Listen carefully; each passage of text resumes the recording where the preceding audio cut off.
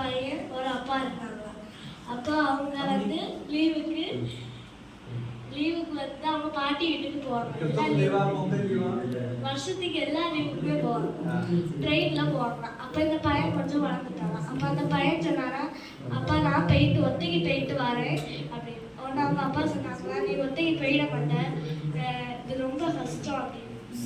இருந்தாலும் அந்த பையன் கேட்காம நான் போயிடுவேன்னு சொல்லிட்டு அப்படி அந்த ட்ரெயினில் டிக்கெட் எடுக்க போயிடுவான்.